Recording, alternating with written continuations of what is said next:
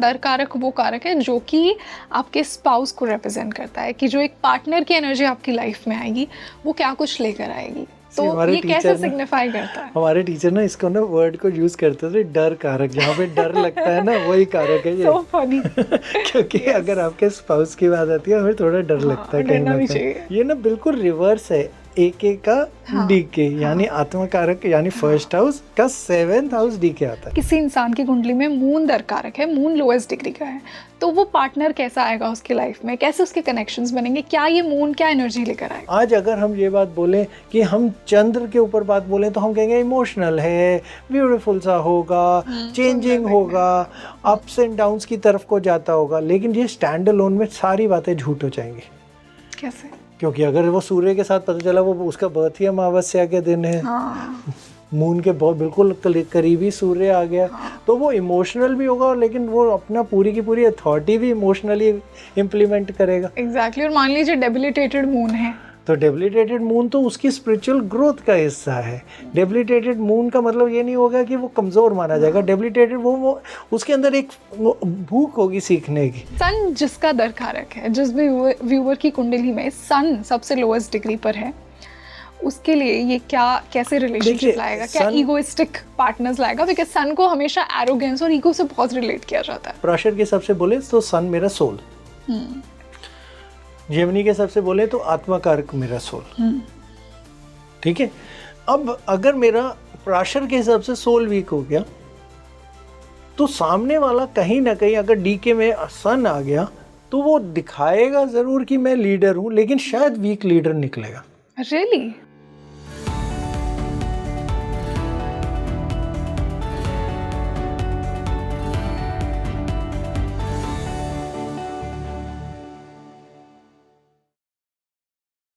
Hello everybody, this is your host Rangoli Sharma and a very warm welcome to your favorite spiritual podcast Speaking Tree। आज मैं आपके लिए एक बहुत ही ज़्यादा रिलेटेबल टॉपिक लेकर आई हूँ। जब हम ज्योतिष में कारकों की बात करते हैं तो एक दर कारक का भी आपने नाम ज़रूर सुना होगा। अब अगर मैं बेसिक टर्म्स में कहूँ, दर कारक वो प्लैनेट है आपकी कुंडली में, लोएस्ट डिग्री प्लैनेट, वो प्लैनेट जो कि आपके स्पाउस को दिखाता है।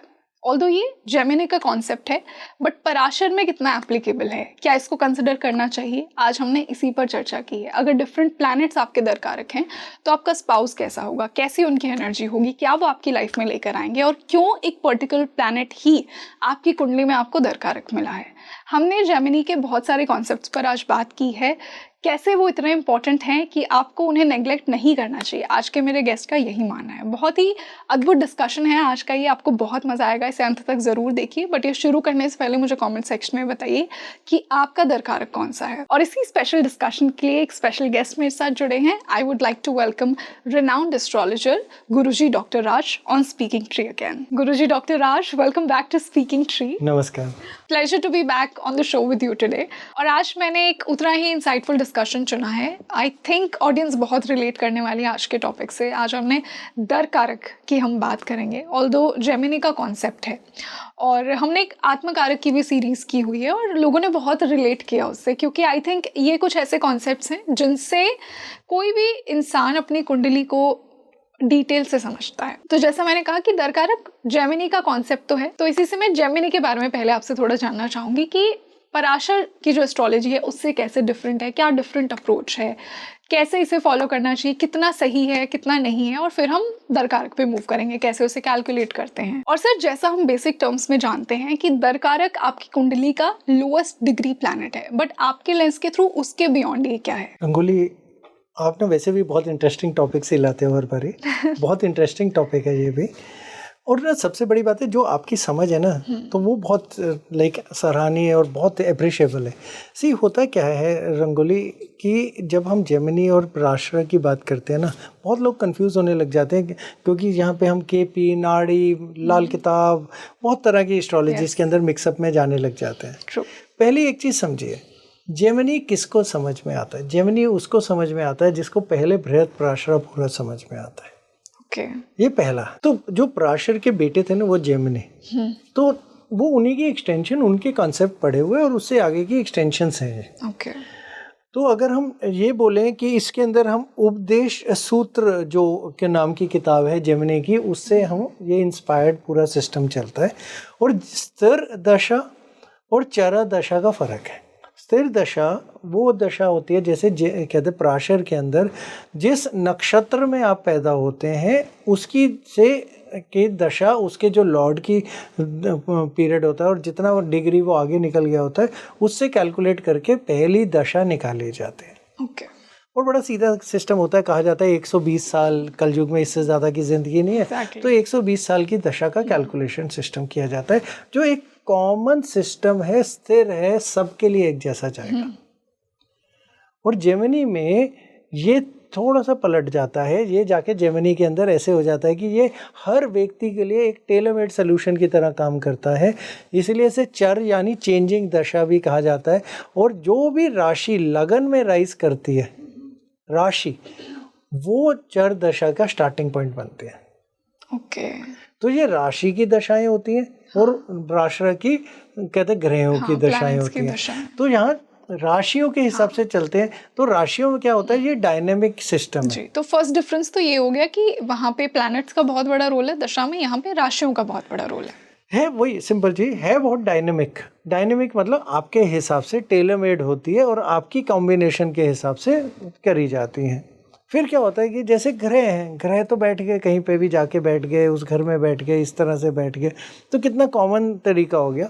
यहाँ पे जो कारक होते हैं वहाँ पे घरों के कारक होते हैं या फिर जो हम कहते हैं स्थिर कारक होते हैं। स्थिर कारक क्या होता है, जैसे फादर के लिए बोला जाएगा तो सन, मून को मदर बोल देंगे, तो कहते हैं सर्वेंट्स आएगा तो सैटर्न बोल देंगे, ब्रदर सिस्टर की बात आती है तो मार्स को बोल देंगे। तो इस तरीके से स्थिर कारक हैं जो चेंज नहीं होते। यहाँ पे कारक भी मूवेबल है, जिसकी डिग्री सबसे ज़्यादा होगी वो आत्मा कारक और जिसकी सबसे कम होगी वो दार कारक। यस। अब ये डिग्रीज और चीज़ें, ये सबसे पहली चीज़ क्या होती है, जो डिग्रीज होती है ना, जो सबसे ज़्यादा डिग्री वाला होता है, हम कहते हैं अब जैसे अगर एक आपका कॉन्सेप्ट आता है कि जो डेड ग्रह है या फिर जो सबसे ज़्यादा प्राशर का बूढ़ा ग्रह है उसमें शक्ति नहीं होगी या शक्ति वहीन हो गया। यहाँ पे चारा कारक के अंदर जो जब कहते हैं जेमिनी में हम लेते हैं जो आत्मा कारक होता है, हम कहते हैं सबसे समझदार ग्रह। तो हम ये सोचें कि हाँ जी कि बहुत जर्नी करके आया, देखिए जर्नी क्या करके आया, हर ग्रह जहाँ अपीयर हुआ वो वहीं है, कोई जर्नी नहीं, कोई चीज़ें नहीं। अगर हम ये कहते हैं कि उसकी डिग्री सबसे ज़्यादा है तो हम ये कहते हैं कि वो सबसे नॉलेजेबल हो गया। बिल्कुल ठीक है, एक्सपीरियंस तो। लेकिन ये डेड और उसका जो कॉन्सेप्ट है बृहद प्राशर में, वो मेलेफिक और उसमें वो भी जाके चेंज होने लग जाता है, मेलेफिक और बेनिफिक्स के अंदर भी बदल जाता है। तो वहाँ पे जाके भी वो कहते प्लस माइनस करता है। लेकिन जेमिनी के अंदर जो सबसे ज़्यादा है यानी वो एक्सपीरियंस सबसे ज़्यादा है, जिसकी डिग्री सबसे कम है तो उसमें सबसे ज़्यादा शक्ति है। सिंपल, एक बहुत सिंपल एग्जांपल, एक बच्चा है वो पूरे दिन उछलता रहता है, थकता नहीं है। और बूढ़ा आदमी हर दूसरे मिनट में आके बैठ जाएगा। लेकिन अगर आपको सलाह लेनी है तो आप बूढ़े पे चले जाते हो, जिसपे अगर आपको खेलना है और एंजॉय करना है और लाइफ देखनी है और आपको ग्रोथ देखनी है तो आप बच्चे को देखते हैं, इंस्पिरेशंस मिलती हैं, रोज नई चीज सीखता है। तो अगर मैं कहूँ दरकारक is very active planet in your chart, right? सिर्फ एक्टिव ही नहीं, वो शक्ति भी है, उसमें ऊर्जा है, यस, फुल ऑफ एनर्जी। जो सबसे ज्यादा है वो उसमें मैच्योरिटी है, सलाह दे सकता है। लेकिन वो बहुत रिजिड भी हो जाता है कहीं ना कहीं कि मेरे को जो आता है मेरे को ही आता है, आप मेरे को मत सिखाओ। और एक सबसे बड़ी आपने कहावत सुनी होगी, बूढ़ा तोता सीखता नहीं है। तो आत्मा कारक का भी वही कहानी है, वो सीखता नहीं है जी, वो जैसा है वैसा ही है, वो सीखेगा नहीं। ये पहली चीज। फिर अगले कॉन्सेप्ट्स के अंदर ये सवाल आपने किसी से नहीं पूछा होगा कि अगर प्लैनेट रेट्रोग्रेड होगा तब क्या हो जाएगा। हाँ, अगर रेट्रोग्रेड होकर वो प्लैनेट दरकारक है तो चलो होके आत्मा कारक से शुरू करते हैं समझाने के लिए, थोड़ा इजी रहता है, लोग ज्यादा रिलेट करते हैं। अगर रेट्रोग्रेड है, दूसरा क्वेश्चन। चलो अगर कॉम्बस्ट है, चलो तीसरा क्वेश्चन। अगर समझ लीजिए वो कहते हैं डेबिलिटेटेड है, फिर एग्जॉल्टेड है, ये भी तो उसकी 4 पीरियड्स निकल गए। तो इसके हिसाब से आप इन नज़रिए से कैसे देखोगे। यहाँ पे जाके आपको समझ लगानी पड़ती है, एक जनरलाइज कॉन्सेप्ट्स नहीं आते। ट्रू। तो यहाँ पे बृहत पराशरा की आपको एक लेवल ऑफ समझ आपको सीखना होना चाहिए, लेवल ऑफ नॉलेज होनी चाहिए, और उसी नॉलेज को अगर आप एप्लीकेबल करोगे और लगाओगे और जेमिनी में लगाओगे तो वो ब्यूटीफुल कॉन्सेप्ट्स के हिसाब से देता है। रेट्रोग्रेड का मतलब होता है उसमें शक्ति बहुत है कुछ करने की, तो वो जब भी एक्टिवेशन में आएगा तो जो भी वो प्रॉमिस करेगा वो पूर्ण करने की बहुत बड़ी शक्ति है। लेकिन कॉम्बस से वो खत्म नहीं हो जाती। कॉम्बस का मतलब ये होता है क्लोजनेस टू द सन, यानी सन का जोन सा भी कारक बनेगा वो उसकी क्लोजनेस या उसके फीचर भी उठा लेगा, तो वो समझ को एक्सपैंड कर लेगा। डेबिलिटेटेड का मतलब ये होता है कि उसको अपनी एक स्पिरिचुअल ग्रोथ हो चुकी है और वो स्लो डाउन हो गया है, लेकिन जहाँ एग्जॉल्टेड है उसे स्पिरिचुअल ग्रोथ के लिए पूरी चीज़ के लिए शक्ति मिलती है, तो ग्रोथ के लिए। तो उसकी कहते सिर्फ हमें प्लैनेट ही नहीं देखना, उसकी पूरी स्टेटस पॉइंटर भी देखना है। फिर यहीं पे जाके जेमिनी का एक बहुत बड़ा खूबसूरत सी चीज़ आती है जो फिर से लोग कंफ्यूज करना शुरू करते हैं कि हम हमेशा कहते हैं एस्ट्रोलॉजी का मतलब होता है 12 घर, फिर उसके अगला होता है 12 राशियाँ, फिर उससे अगला शुरू होता है पर्पस 9 ग्रह। यहाँ पे जाके हम 9 ग्रह की कहानी नहीं करते, हम 7 ग्रह की बात करते हैं। हम फिर दोबारा उपदेश सूत्र पे चल रहे हैं, कुछ लोग इसे 8 भी कारक की तरह भी लेते हैं, राहु को भी गिनते हैं। हम राहु को आज डिस्कशन में लेके नहीं आएंगे जी। तो हम 7 ग्रहों के हिसाब से ही चलेंगे। राहु केतु को हम नहीं काउंट करते हैं, दर कारक हम नहीं करेंगे आज के उसमें टॉपिक में, हम नहीं करेंगे। हम कईयों की मानना है, हम उनको भी इज्जत देते हैं, उनका कुछ कैलकुलेशन के सिस्टम से ठीक है, उन्होंने नया इवॉल्व किया है, एक नया सिस्टम है अभी, लेकिन हम सिर्फ बेस किताब के ऊपर चलेंगे। बेस का किताब में ना थोड़ी सी कन्फ्यूजन है, जैसे हम कई बार वर्ड वहाँ इस्तेमाल करते हैं शुक्र, तो वो शुक्र के अंदर जैसी मात्रा लग जाती है तब उसकी कैलकुलेशन बदल जाती है, मात्रा हट जाती है तो कैलकुलेशन बदल जाती है। really? तो वो जो कैलकुलेशन ऑफ पीरियड्स आते हैं जेमिनी में, जो उपदेश सूत्र में, उसके अंदर बहुत कंट्रोवर्सी है, क्योंकि किताब कब सामने आई और उसके कितने पेजेस गायब हो गए वो बहुत लोगों के पास समझ नहीं आ पाए। तो सबने अपने अपने हिसाब से कैलकुलेशन करी है, छोटी छोटी मात्राओं के खेल से पूरी कैलकुलेशन बदलती है वहाँ पे। तो सबने जैसे फिट बैठी वैसे करी, लेकिन हम इसको ब्रॉड लेवल पे लेके जाएंगे। तो हमने ये कहा कि जेमिनी राशियों पे है, तो अगर राशियों पे बेस्ड है तो जो उसके एस्पेक्ट्स दृष्टियां भी होती हैं वो भी राशियां ही देती हैं, ग्रह नहीं देते। तो हमारे कितनी तरह की राशियां होती हैं, मूवेबल, इमूवेबल और ड्यूल, 3 तरह की राशियों में डिवाइड किया गया हमने। जो मूवेबल राशि होती है वो अपनी अगली राशि को नहीं देखती और उसके अलावा बाकी सारे के सारे इमूवेबल राशियों को देखती है, और जो इमूवेबल है वो अपनी पिछली राशि को नहीं देखती और उसके अलावा सारी की सारी मूवेबल राशियों को देखती है, और जो ड्यूल राशि है वो सारी की सारी दूसरी ड्यूल राशियों को देखती है सिर्फ। तो ये इनके एस्पेक्ट के सिस्टम है। अब यहाँ पे जाके ना खूबसूरती पे समझ में आनी आपको शुरू होगी। ये पहला एलिमेंट था जो आपको बताया, फिर जोड़ते जाएंगे आपके दारा कारक तक इसे लेके चलेंगे। फिर इसका दूसरा हिस्सा जो आता है वो आता है कि हमारे ये 7 कारक कौन कौन से आते हैं। अब 7 कारक तो बहुत सारे लोग बता देंगे, उनके फीचर भी बता देते हैं क्योंकि हर जगह लिखे मिल जाते हैं, सबको पता है। यहाँ पे जाके कंफ्यूजन होती है कौन सा कारक किस घर पे बिठाएं, क्योंकि प्रेडिक्शन तो घर से ही आनी है। और अनफॉर्चुनेटली हम सिर्फ कारकों को सिर्फ प्लैनेट्स तक लिमिट करते हैं, हमने घर से रिलेटेड कोई कनेक्शन कभी नहीं सुना। और जब हम घर से रिलेशन नहीं बनाते तो हम पूरे उसकी गणना की कैलकुलेशन का एक पोर्शन देखते हैं। Then why don't we do it, sir? देखिए, फिर दोबारा आपको यही समझाने की कोशिश करेंगे। जेमिनी एस्ट्रोलॉजी उनकी समझ और उनकी पकड़ का हिस्सा है जिन्होंने पहले बृहत पराशरा यानी पराशरा को पूरा समझ लिया। जिन्होंने इसको सीधा डायरेक्ट समझने की कोशिश करी उनकी प्रेडिक्शंस नहीं बैठती, और या फिर वो बैठती हैं तो वो ज़बरदस्ती कहीं ना कहीं फिट करने की कोशिश करते हैं, और वो बीच में नाड़ी नक्षत्र या फिर केपी वो सबको मिक्स कर देते हैं। उनको चर दशा ही नहीं ढंग से समझ में आती कि चर दशा की कैलकुलेशन क्या है। देखिए, सबका सबसे बड़ा परेशानी क्या है, रूट्स नहीं सीखी। जितने भी जो आए सबने सीधी प्रेडिक्शन सीखी, अगर आज की डेट में किसी से भी पूछें वो कहेंगे हम प्रेडिक्शंस करते हैं। भाई प्रेडिक्शंस तो करते हो, आपको वो प्रेडिक्शन तक पॉइंट तक पहुंचने के पहले के आपके जो चार्ट्स थे, वो कहेंगे हम सॉफ्टवेयर इस्तेमाल करते हैं। और वो सॉफ्टवेयर ठीक दिखाए गलत दिखाए आपकी, आप भगवान भरोसे। पंचांग से तो कोई चार्ट नहीं बनाता आजकल, सब भगवान भरोसे। हाँ। उस दिन हमारे सामने एक चार्ट लाके दिखाया, उन्होंने कहा देखिए सूर्य पहले घर में है, देखिए कितना इसका है। हमने कहा बहुत बढ़िया। फिर दूसरी चीज कहते जब उसी के अंदर हमने कहा ऐसे करके चार्ट उनकी तरफ मोड़ दिया, हमने कहा ये चार्ट गलत है। कहते नहीं ये तो बिल्कुल परफेक्ट है, हम आपको दिखा सकते हैं। बुध 7वें घर में थे और सूर्य फर्स्ट में, इम्पॉसिबल, हो ही नहीं सकता, दोनों आसपास रहते हैं हमेशा। अब जिनको डिग्रीज की समझ नहीं, चाल की समझ नहीं, किसी को सबने कह दिया रेट्रोग्रेड मतलब उल्टा चला, लेकिन उसका रीजन और कैलकुलेशन की समझ नहीं, कॉम्बस्ट पॉइंट की समझ नहीं। हाँ उच्च नीच का वर्ड इस्तेमाल करते हैं, लेकिन उच्च में भी कौन सी डिग्री पे सबसे ऊपर उसकी समझ नहीं, मूल त्रिकोणा की समझ नहीं, और मूल त्रिकोणा और एग्जॉल्टेशन के फर्क का समझ नहीं। और नीच को सिर्फ ऐसा मान लिया कि बहुत बुरा, बहुत नेगेटिव, पास्ट लाइफ का बुरा कर, नीच को लोग ऐसा ही समझते हैं। नीच का मतलब होता है ग्रह देने की शक्ति की कमजोरी करता है, सिर्फ देने की नेगेटिव नहीं हो जाता। और सबसे बड़ी बात रंगोली, हर ग्रह पॉजिटिव है और हर ग्रह नेगेटिव है।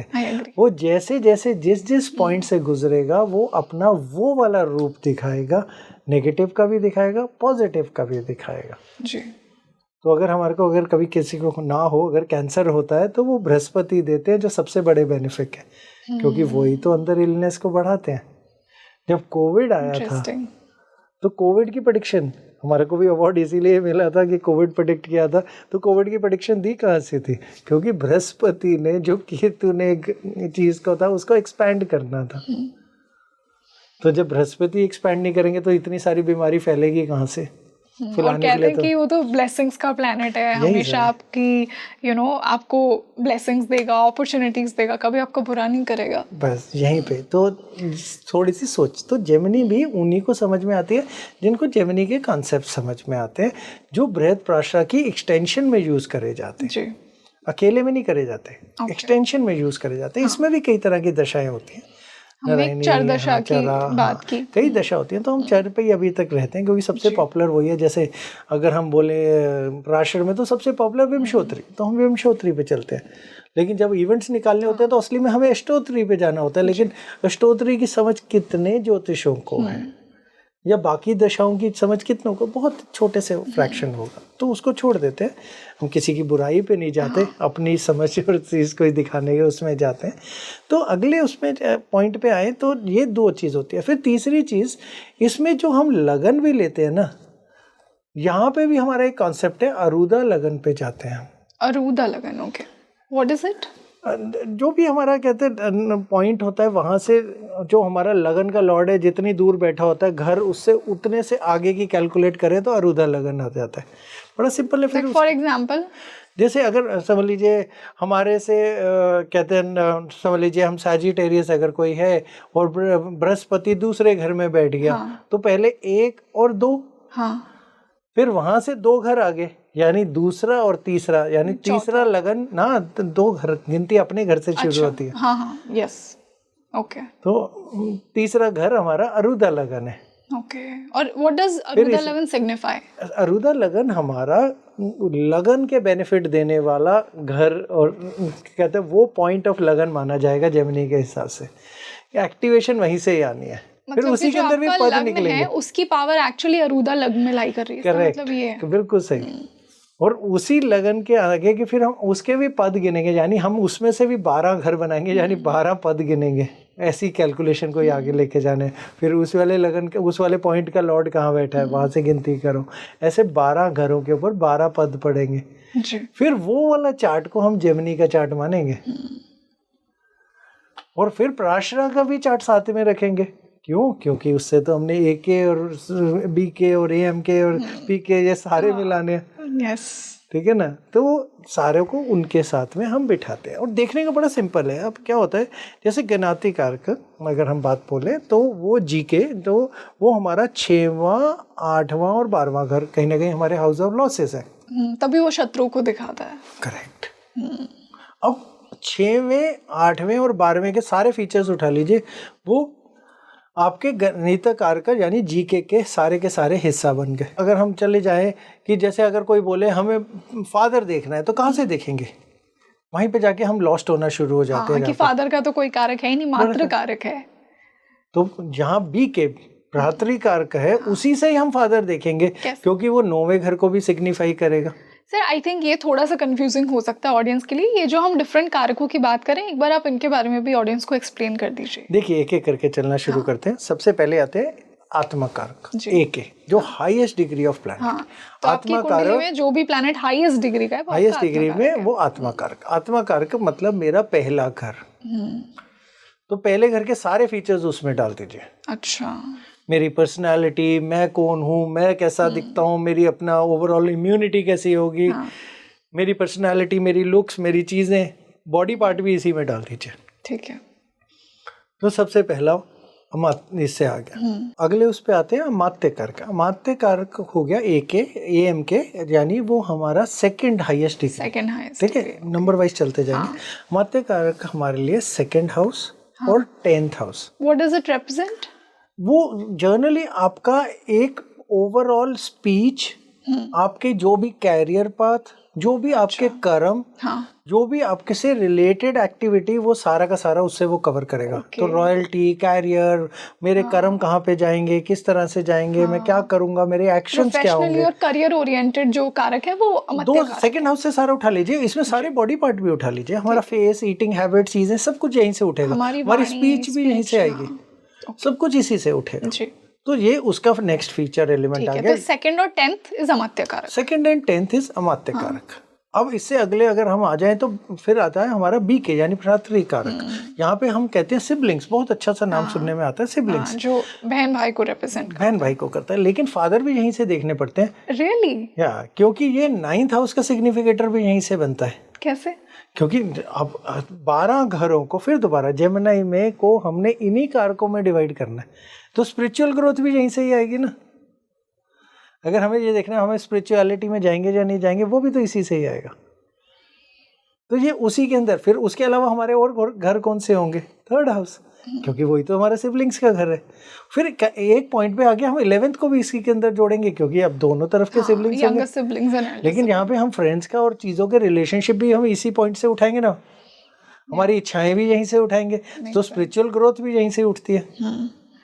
तो ये भ्रातृ कारक का उस तरफ को भी चले जाता है। फिर उससे अगला आता है एम के यानी मैत्री कारक, यानी मदर का कारक। That is simple 4th house.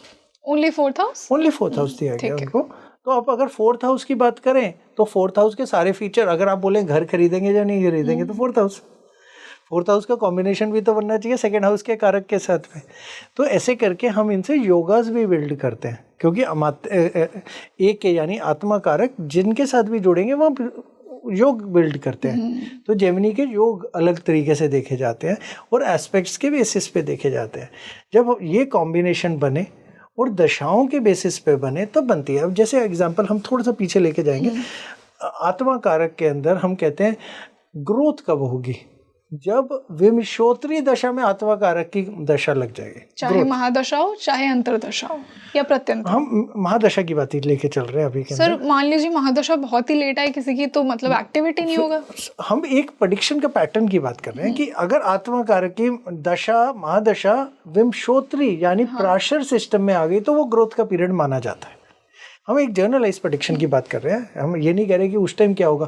लेकिन जब हम इसी में नारायणी दशा की बात करेंगे और उसमें भी आत्मा कारक आ जाता है, तो वो फुलफिलमेंट ऑफ दैट।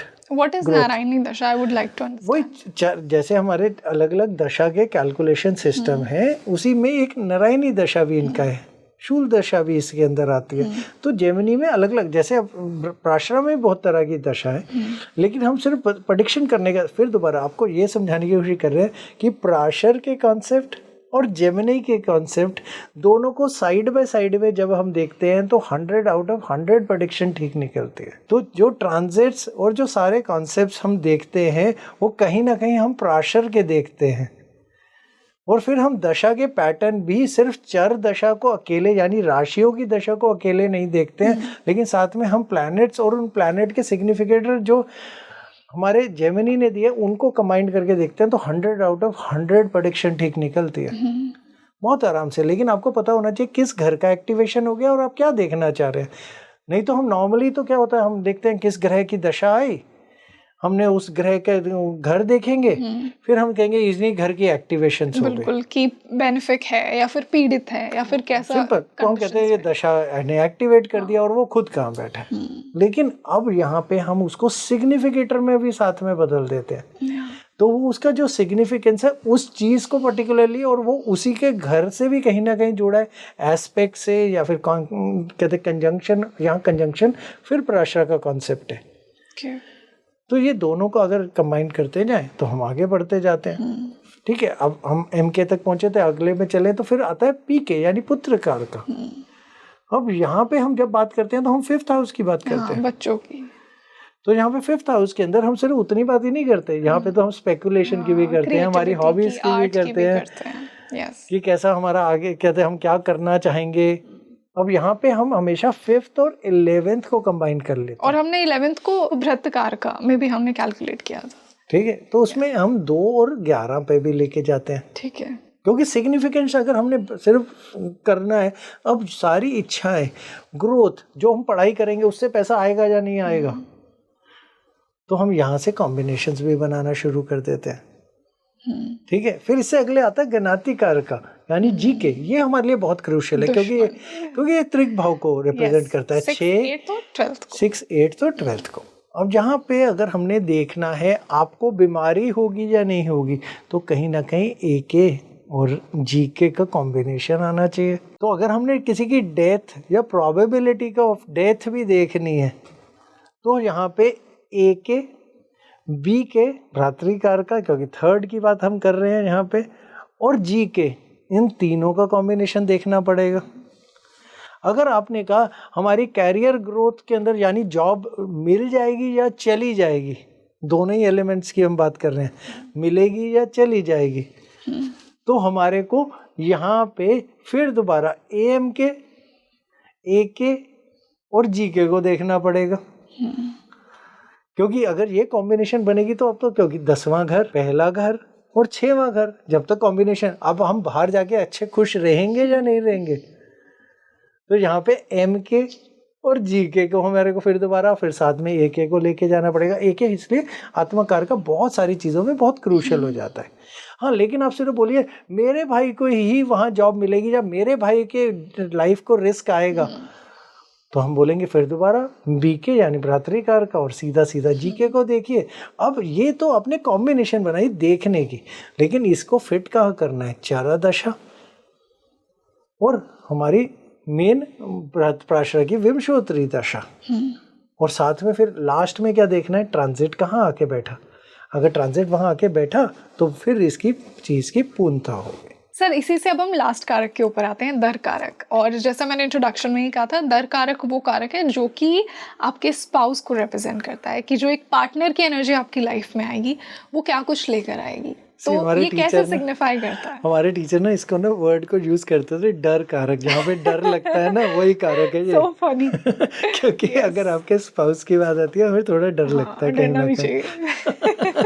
तो इसी को अगर हम लेके चले ना, ये ना बिल्कुल रिवर्स है AK का DK, यानी आत्मा कारक यानी फर्स्ट हाउस का 7th हाउस DK आता है। तो मतलब सर, अगर किसी को अपनी कुंडली में दर कारक ढूंढना हो तो exact technique lowest degree of the planet. और सर मान लीजिए कि 2 प्लैनेट की लो डिग्री है, दोनों की 0-1-0-1 है। अगर हम बिल्कुल एग्जैक्ट डिग्री पे आते हैं ना, तब हम उसको बैलेंस करते हैं। तब हम देखते हैं स्कॉर्पियो दोनों की वो कहते हैं किसके साथ कंजंक्शन, और हमारा जब इक्वल पॉइंटर्स आते हैं तब उसकी पूरी एक कैलकुलेशन सिस्टम है। अगर हम इस कैलकुलेशन सिस्टम में जाएंगे ना, ये थोड़ा सा एकेडमिक हो जाएगी आपकी सारी चीज़। नहीं सर, बट आई थिंक ये क्वेश्चन तो होगा, अगर किसी के 2 प्लैनेट्स की डिग्री ऑलमोस्ट सेम है। आज की डेट में कोई भी मैन्युअली कैलकुलेट करता ही नहीं है, जैसा सबसे इजी आंसर सबको जाना है, सॉफ्टवेयर खोलना है, सॉफ्टवेयर के अंदर लिखे हुए आ जाने हैं और उसी के अंदर लिखे हुए साथ में सिग्निफिकेटर्स आते हैं। ये सबसे इजी तरीका है, क्योंकि हमारे को ये हमेशा समझाया गया कि इसके साथ फिर राहु और केतु की प्लेसमेंट्स के ऊपर जाएंगे, स्कॉर्पियो की प्लेसमेंट्स पे जाएंगे, फिर हम मैथमेटिकली कैलकुलेट करते हैं। And just to tell my audience, Rahu और केतु को हम दरकारक और आत्मकारक नहीं कंसीडर करते हैं, नहीं मानते। तो इसी के अंदर अगर हमारे हम ये कहते हैं डीके बन गया, तो डीके इज ऑपोजिट एग्जैक्ट 1 और 7 कर। अगर आप इसमें जाके फिर बृहद पराशर का बैठेगा, जहाँ पे हम उच्च के होते हैं उसके एग्जैक्टली 180 डिग्री पे हम नीच के हो जाते हैं। जहाँ पे हम सबसे ज़्यादा खुद स्ट्रांग होते हैं आत्मा कारक, हम जब स्पाउस के साथ और पॉइंट पे आते हैं, हम सबसे ज़्यादा वीक एलिमेंट्स में माने जाते हैं। ओह, इसका स्पिरिचुअल सिग्निफिकेंस ये बिल्कुल सीधा सा, क्योंकि ये देखिए सबसे पावरफुल है। हाँ, अभी आपको स्टार्टिंग में यही समझाया था, खेल के बच्चा है, उसकी ग्रोथ है। आप बच्चे को जैसा बड़ा करेंगे आप वैसा बनेंगे। बहुत सुंदर। ठीक है ना? तो बच्चे की सारी जिम्मेवारी जो उसको ग्रोथ दे रहा है उसके ऊपर, यानी हमारे ऊपर आ जाती है। तो बच्चा खुद कुछ नहीं होता, कोई धर्म का नहीं होता, किसी तरह का नहीं होता, जीरो नॉलेज, वो क्यूरोसिटी होता है। तो ये एक रिलेशनशिप का घर है, सिर्फ स्पाउस ही मत गिनो, ये रिलेशनशिप, पार्टनरशिप, किसी के साथ, वर्ल्ड के साथ हमारा रिलेशन, ये सब कुछ हमारा डीके पे आ जाता है। तो हम पूरी दुनिया से अपने आप को कैसा साथ निभाएंगे वो डीके बताएगा। Okay, not just spouse, her type की रिलेशनशिप आपका दरकारक बताता है। और बिल्कुल एक खेलता हुआ एनर्जी से फुलफिल्ड बच्चा है, जोवियल सा बच्चा है, जिसको आप बड़ा करेंगे पूरी नॉलेज से, पूरी समझ दे के, पूरी कहानी से, पूरी कहते हैं पढ़ाई से, केयर करके। तो जिसकी सबसे ज्यादा केयर करनी पड़ती है वो डीके है।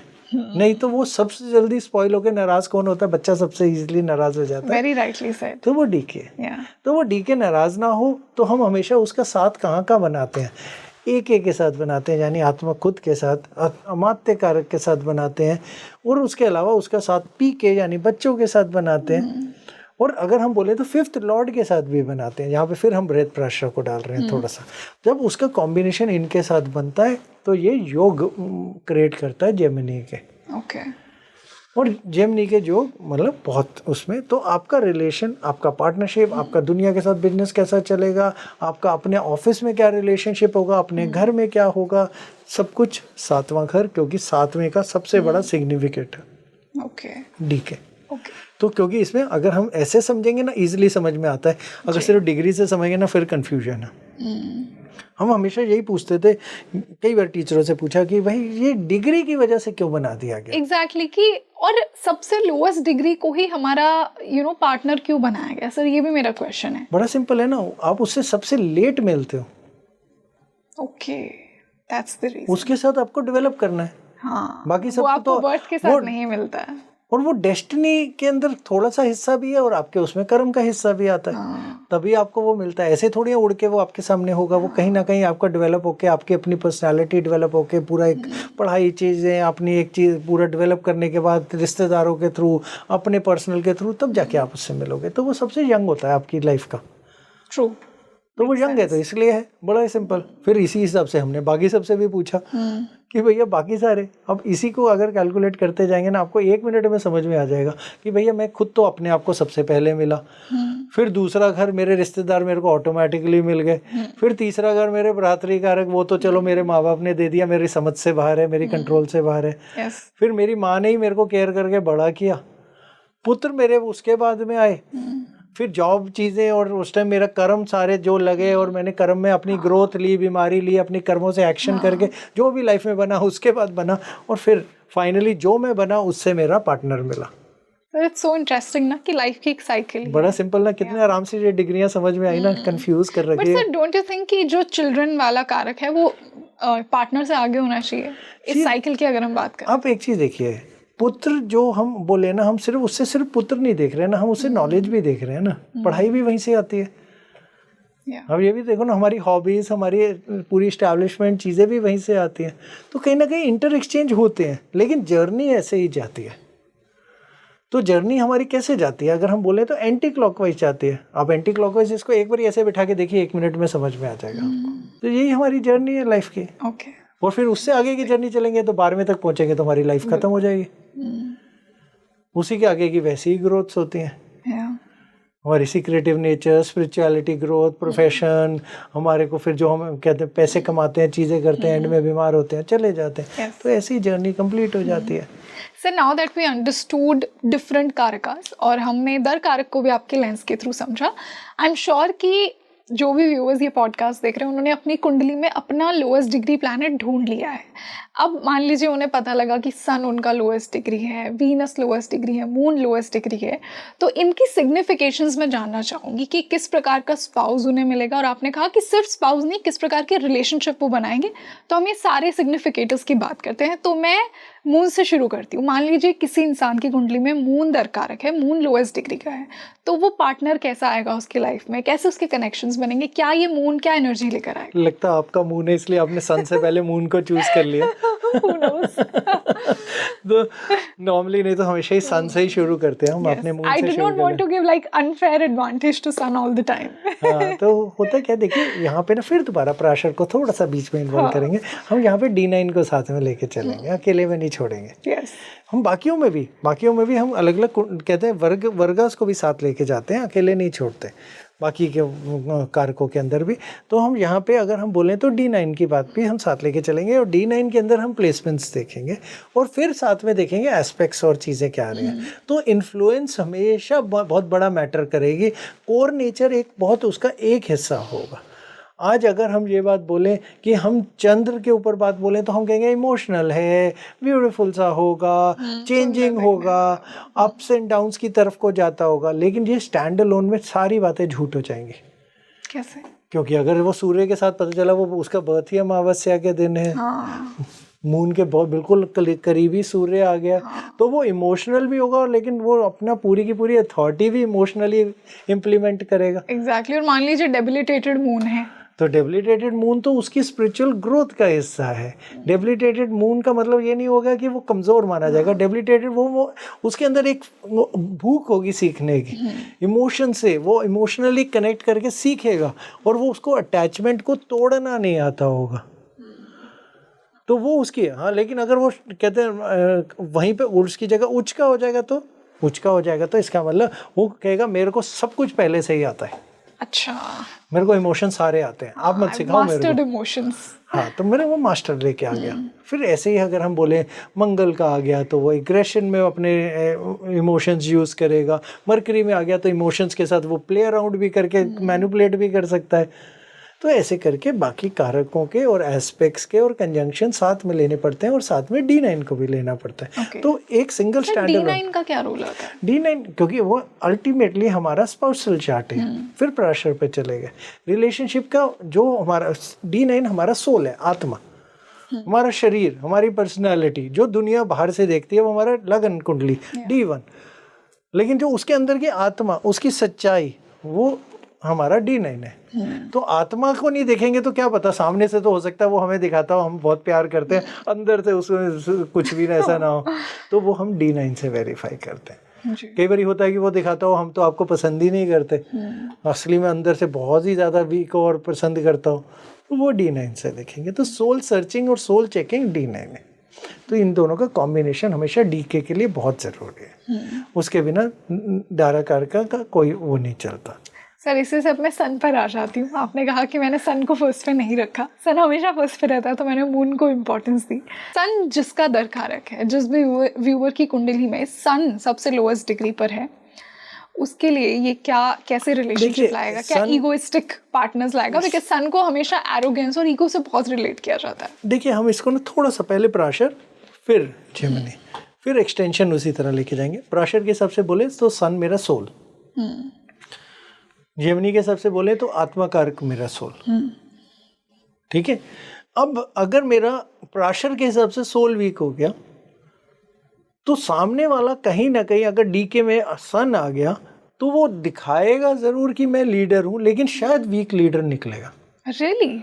बहुत बड़ा कॉम्बिनेशन चांसेस हमेशा, हमने कम से कम नहीं तो मैं ये 200-300 कुंडलियां देखने के बाद से वो बता रहे होंगे कि जिनका दारा कारक कारक कहते हैं तो अगर सूर्य बन गया है तो सूर्य ने जो उन्हें पार्टनर दिए वो अपने आप को बहुत स्ट्रांग दिखाता था, अपने आप को बहुत ज़्यादा इम्प्लीमेंट करने की कोशिश करता था, लेकिन अंदर से बहुत कमज़ोर था कि बोलता था कि अरे मैं ये मार दूंगा, ये कर देंगे, वो कर लेंगे, चलो ये भी कर सकते हैं, लेकिन जब करने की बात आती थी तो वो एक्चुअली इम्प्लीमेंट करने में वीक हो जाता था।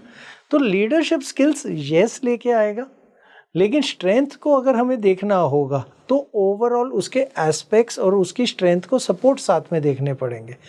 नहीं तो अगर स्टैंड अलोन की बात बोले तो सन अगर दारा कारक बनता है तो कहीं ना कहीं एक वीकनेस लेके आता है सामने वाले, जो कहते हैं आपका जो पार्टनर है उसकी पर्सनालिटी के अंदर। और सर क्या जो रिलेशनशिप होगा वो भी थोड़ा ईगो बेस्ड होगा, यू सेंट्रिक होगा, क्लैशेस होंगे? करेक्ट है ना, क्योंकि वो अंदर से वीक है, बाहर बहुत स्ट्रांग दिखा रहा है, तो वो तो हमेशा वो इनसिक्योरिटी के साथ अपने आप को पुश करने की कोशिश करेगा ही।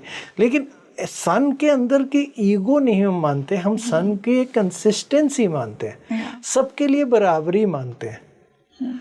लेकिन सबके लिए बराबरी भी है, सबके लिए कंसिस्टेंसी भी है। आज मैं सबको खाना खिलाना चाहता हूँ, मेरी जेब में पैसे नहीं है, yes.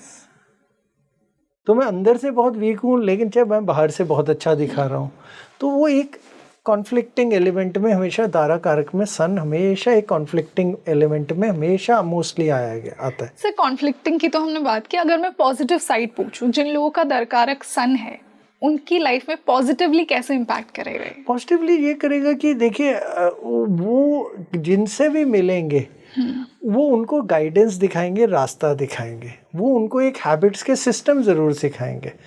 वो एक तरीके के उनको वो लोग टीचर्स मिलेंगे जो उनको ये बोलेंगे ऐसा करो, उठ जाओ, बैठ जाओ, ये मत करो, वो मत करो। तो कहीं ना कहीं वो सबमिसिव नेचर का आदमी खुद बन जाता है, जहाँ पे सन दारा कारक आता है, बिकॉज एक कहीं से एक किंग या लीडर आपके उसको कैप्चर कर लेता है। लेकिन हम दोनों कॉन्सेप्ट्स को मिक्स करके चल रहे हैं, क्योंकि स्टैंड अलोन में डीके का कोई वैल्यूएशन नहीं आती, वो सिग्निफिकेशन है बस। सिग्निफिकेशन की इम्प्लीमेंटेशन कहाँ कहाँ हो रही है हम आपको उस तरीके से समझाने की कोशिश कर रहे हैं। तो यहाँ पे हम हमेशा दशा, चीज़ें, चर दशा, एस्पेक्ट्स, कंजंक्शंस, किस किस और कारक के साथ वो कर रहे हैं, ट्रांजिट्स कैसे जा रहे हैं, वो सब साथ में देखना पड़ता है। बट लेकिन अगर हम एक शॉर्टकट में बोलें, आप थोड़े सबमिसिव होगे, सामने वाला थोड़ा कंट्रोलिंग होगा। ओके, दैट्स द, आप लर्निंग पॉइंट पे होगे, वो सिखाने के पॉइंट पे होगा। ओके, तो ये सन दारा कारक की वजह से। सर इसी से जुपिटर की बात करते हैं, जिनकी कुंडली में जुपिटर दारा कारक है, लोएस्ट डिग्री प्लैनेट है, उनकी लाइफ में क्या कुछ एनर्जी लेकर आएगा, कैसा पार्टनर होगा?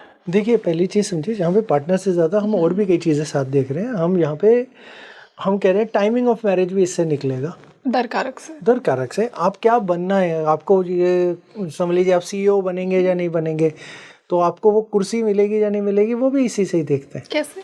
क्योंकि यही कहते हैं 7th के सारे सिग्निफिकेटर्स हैं। जो आपकी achievements of in through relationship होती है वो हम हमेशा 7 से ही तो देखते हैं, वो भी इधर से देखेंगे। चलो बाकी चीज़ें छोड़ो, आप बाहर जाओगे या नहीं जाओगे, वो भी 7th कोई कहीं ना कहीं रिलेशन बनता है। एक बहुत बड़ा उसका एक एलिमेंट ये भी बनता है। तो फॉरेन ट्रैवल भी यहीं से ही आना है। तो जहाँ जुपिटर की बात आएगी ना, तो आप ऐसा देखेंगे आपका जो कहते पार्टनर होगा ना, वो कहीं ना कहीं सलाह बहुत देता होगा, बोलता बहुत होगा। कहीं ना कहीं वो हमें अभी तक हमने जितना हमने नोटिस किया कि वो मीठा खाने का थोड़ा शौकीन ज़रूर होता है। ओके, आप बताइए कमेंट सेक्शन में अगर ऐसा। ठीक है, जिसका जुपिटर होता है। उसके अलावा वो जो आपका पार्टनर होता है वो सलाह बहुत देता है, आधी चीज़ें खुद मानता नहीं है, मतलब खुद नहीं करता। मतलब एडवाइजर है, कहेगा एक्सरसाइज करिए, खुद नहीं करता है। ओके, ये खाइए, लेकिन खुद नहीं मानता है। Basic Jupiter trait. तो वो उसकी पूरी की पूरी कहते हैं सिग्निफिकेंस लेके आता है, क्योंकि जुपिटर ग्रोथ देता है।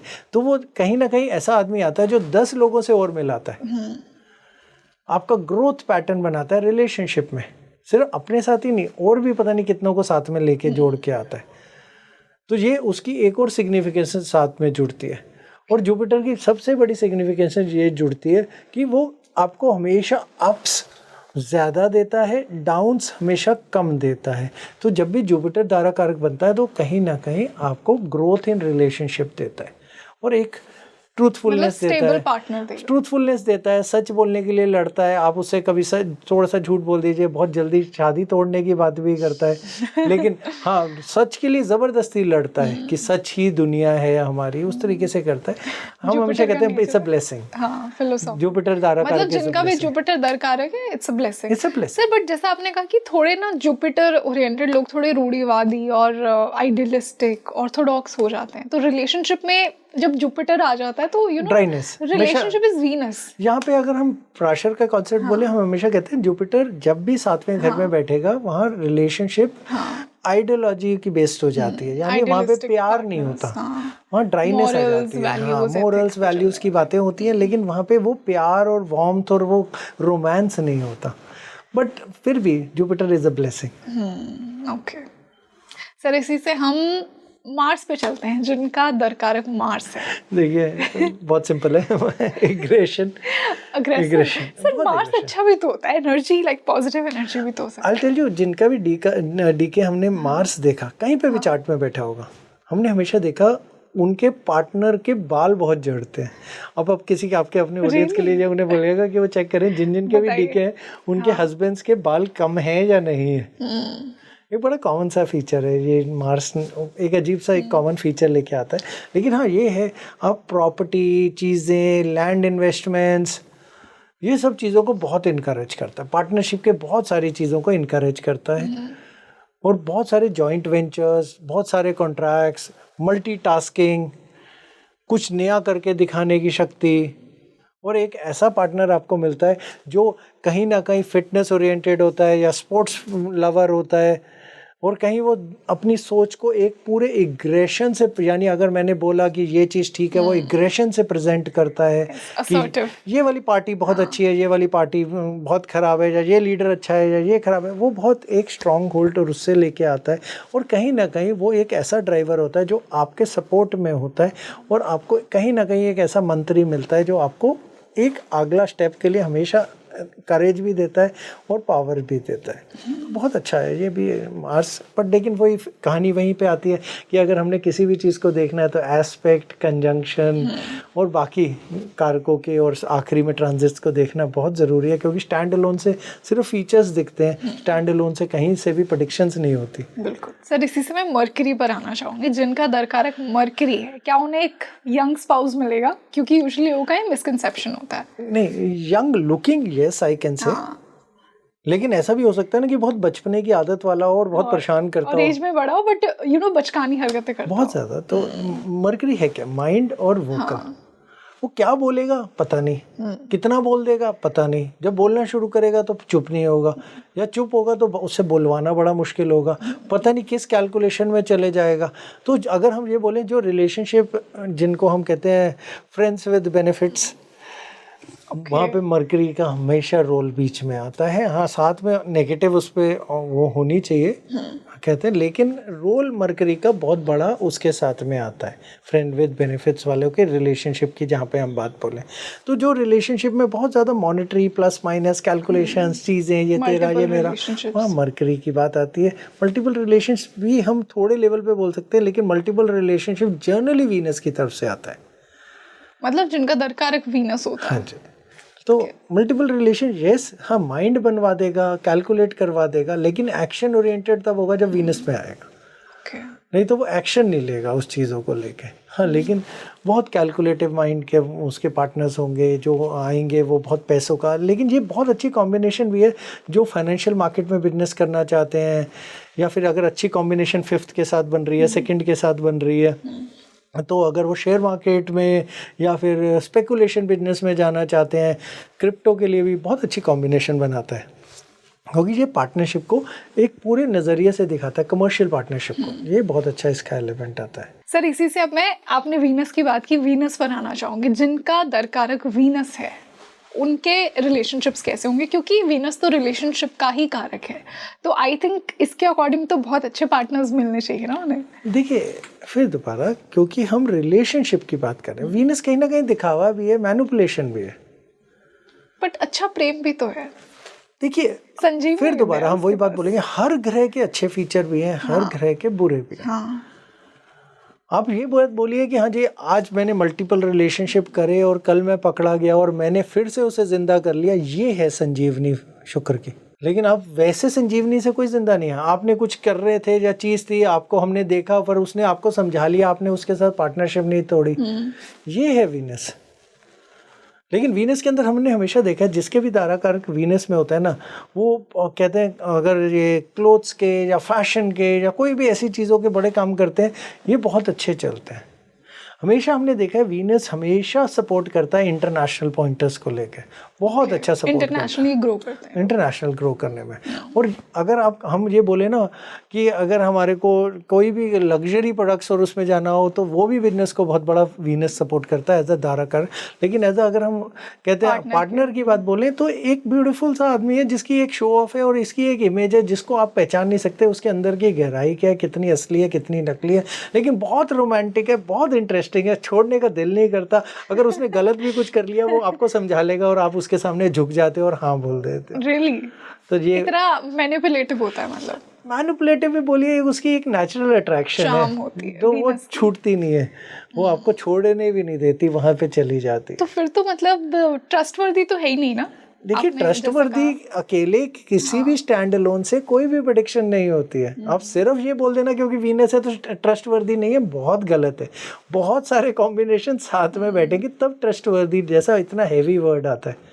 लॉयल्टी वर्ड भी तभी आता है, तो इसलिए हम ना लॉयल्टी वर्ड यूज़ कर रहे हैं ना ट्रस्टवर्दी कर रहे हैं, हम सिर्फ फीचर्स की बात कर रहे हैं। और वो फीचर्स आप किस पॉजिटिविटी से आप चाहते हो कि बहुत बोरिंग लेना है पार्टनर तो अलग बात है, या फिर आपको चाहिए कि अगर सैटर्न के फीचर्स वाला पार्टनर चाहिए तो वैसा वाला ले लो जो बिल्कुल कोल्ड है या बात नहीं करता है, या फिर आपको मैंने तो loyalty is a very broad word. और आजकल तो लॉयल्टी के मीनिंग्स ही बहुत चेंज हो चुके हैं, इतने सारे टर्म्स आ गए ना, तो इसलिए आजकल हम तो रिलेशनशिप के टर्म नहीं समझ आ रहे। आजकल एक नया वर्ड सुना था सिचुएशनशिप, पता ही नहीं अजीब। उसके अलावा भी 5-6 बच्चों ने कुछ और समझाए थे। वो मतलब एक साल में 5-5 6-6 चेंज करेंगे तो जोन सा मर्जी उन्हें डीके दे दो।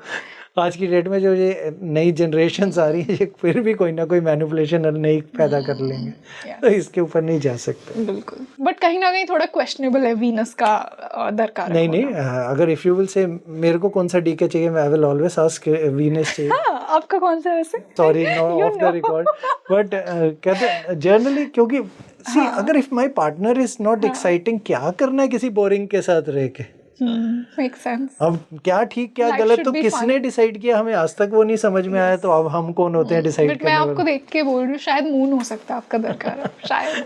चलो अच्छी बात है, आगे चलते हैं। I'll ask off the camera. Okay.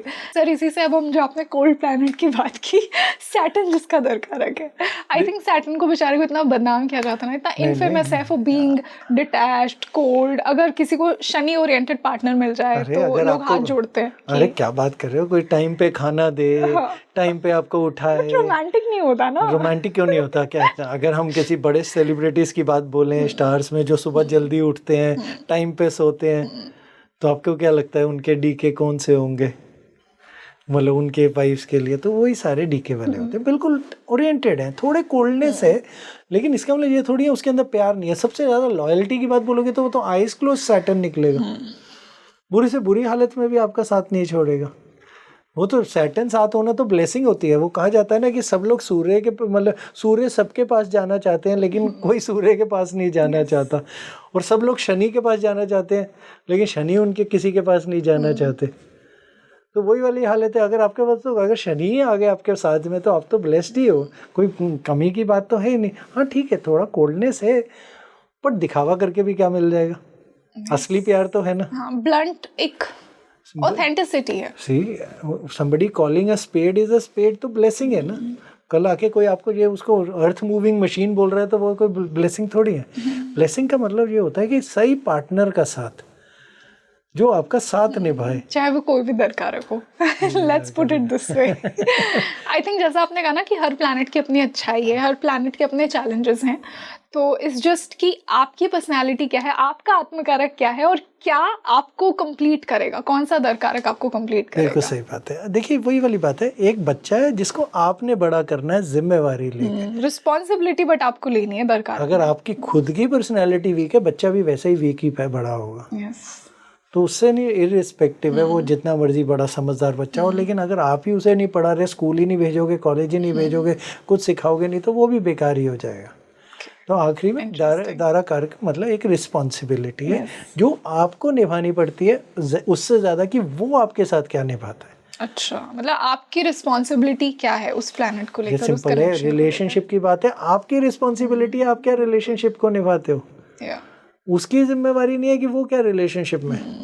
हम हमेशा सबको एक ही चीज, हम हमेशा एक चीज समझाते हैं सबको, बहुत बार बोलते हैं कि हमारी जिंदगी हमेशा हमें दो रास्ते दिखाती है, लेकिन लक्ष्य एक ही दिखाती है।